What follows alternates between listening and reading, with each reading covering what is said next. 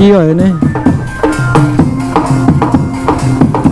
নাচানাচি হইতেছে কিসের জন্য ওষুধ বেছে মনে হয়।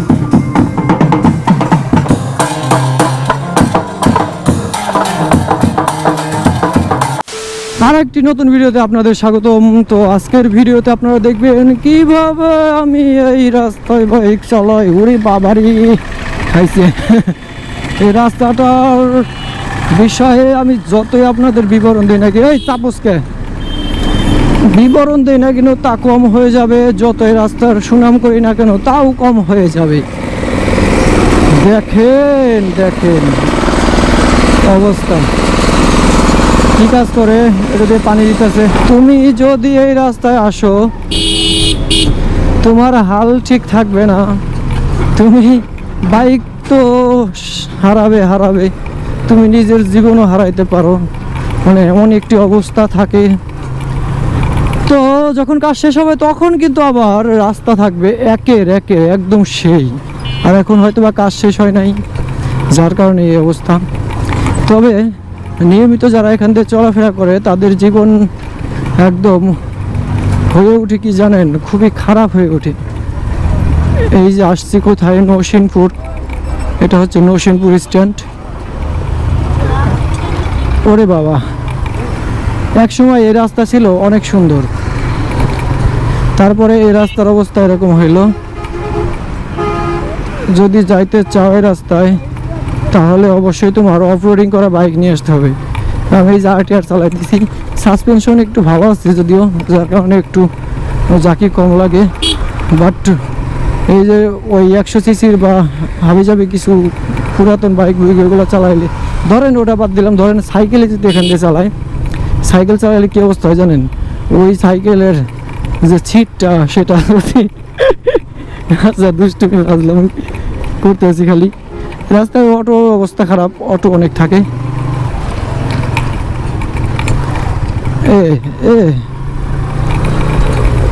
খুবই খারাপ অবস্থা, খুবই খারাপ। জীবন যৌবন সব হারাইলাম এই রাস্তাতে এসে, এখন আমার বাইকের সার্ভিসিং কষ্ট বাড়িয়া গিয়াছে, এখন আমার বাইকের সার্ভিসিং কষ্ট বাড়িয়া গেছে, আমার জীবন যৌবন সব হারাইলাম এই রোডেতে এসে। ওহো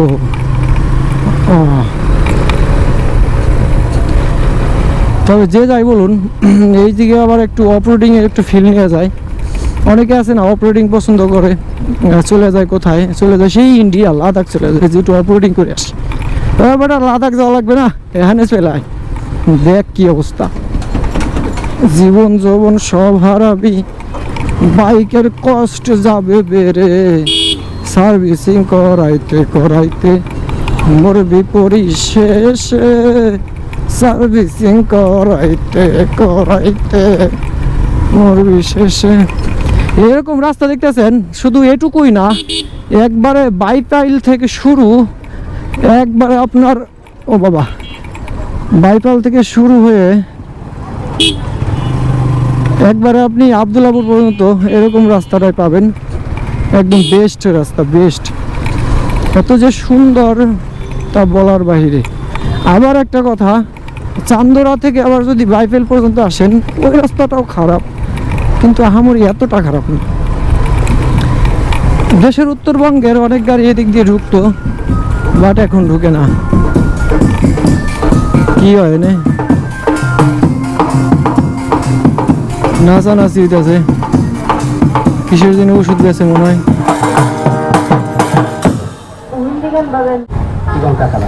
ঘোড়ার ডিম করতেছে, এদের টাইম নাই। এগুলো হচ্ছে ওষুধ বেচার সিস্টেম আর কি, ওষুধ বেচার সিস্টেম।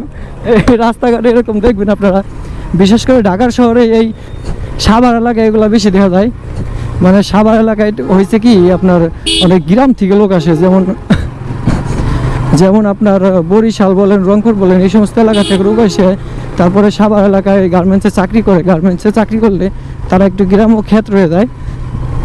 তো যার কারণে এই যে সমস্ত সার্কাস পার্টি এসে তারপরে গান টান শোনাইয়া সার্কাসের দেখাইয়া তারপরে ওষুধপাতি বিক্রি করে অনেক টাকা হাতায় নেয়। অনেক টাকা হাতায় নেয় কই দিয়ে এগুলো কিন্তু মানুষ বুঝেই না। যাই হোক, আমি ওখানে কিছুক্ষণ দাঁড়াইলাম, দেখলাম কি করে। তা ওদের শো এখনো শুরু হয় নাই, তাহলে আপনাদের সাথে শেয়ার করতাম, সেই শোটা আপনাদের দেখাইতাম। শো করবে, দেরি হবে। তো আমি আবার চলে যাচ্ছি বাসায়, আমি এখানে বেশিক্ষণ থাকতে পারবো না। এরপরে চলাফেরা করা লাগে, আমার উপায় নাই।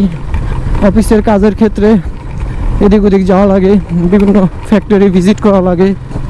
আর এই এলাকায় অনেক ফ্যাক্টরি থাকে, অনেক গার্মেন্টস ফ্যাক্টরি, আপনারা অবশ্যই জানেন। যার কারণে যাওয়া লাগে, উপায় নাই। আর গেলে পারে এই সমস্ত রাস্তায় আমার বাইক চালানো লাগে। সমস্যা নাই, অভ্যাস হয়ে গেছে ভাই। যারা নতুন আসবে এই রাস্তায় তাদের একটু সমস্যা হবে, আর যারা অলরেডি অনেক দিন যাবত এই রাস্তায় বাইক বুক চালায় তাদের কোনো সমস্যা হবে না। এখান থেকে দেখে গেছি আমি যে রাস্তার কাজ করতেছে, রাস্তার কাজ করার জন্যে এক সাইডে বন্ধ করে দিছে। আর এক লেন, তো এক লেনের কারণে গাড়ি গুড়ি যাইতে একটু প্রবলেম হয়ে থাকি। যখন জ্যাম ছাড়ে তখন যাইতে হবে। এমন জ্যাম পড়ছে, জ্যামের কারণে আমার অনেকখানি ঘুরে আসতে হলো, প্রায় 2 কিলোমিটার ঘুরে তারপরে আসলাম। ওই জ্যাম আর ওই কাদা প্যাক আমার অসহ্য করে ফেলাইছে, যার কারণে ওই দিক দিয়ে আসলাম না। দেখলাম যে বড় সিরিয়াল, তো আমি দিক দিয়ে না গেলে ভালো। পরে আর কি অনেকখানি ঘুরে, প্রায় 2 কিলোমিটার ঘুরে তারপরে এলাম। যাই হোক, জ্যাম গেছে গা, ঠিক আছে। রাস্তা তো আর ভালো হয় না, এই রাস্তা তো এরকমই রয়েছে।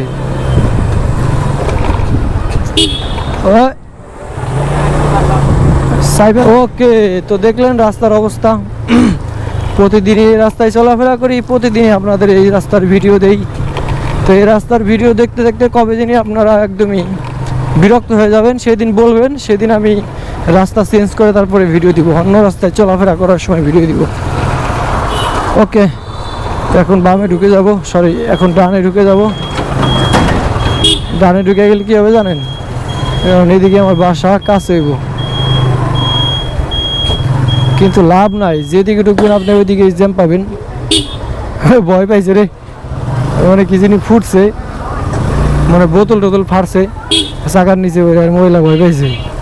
এখন বাসার কাছে চলে আসছি। আজকের মতো ভিডিও পর্যন্ত, বাই বাই, টাটা। অন্য কোনো ভিডিও দিয়ে দেখা হবে অন্য কোনোভাবে। সবাই ভালো থাকবেন, গুড বাই, আলবিদা।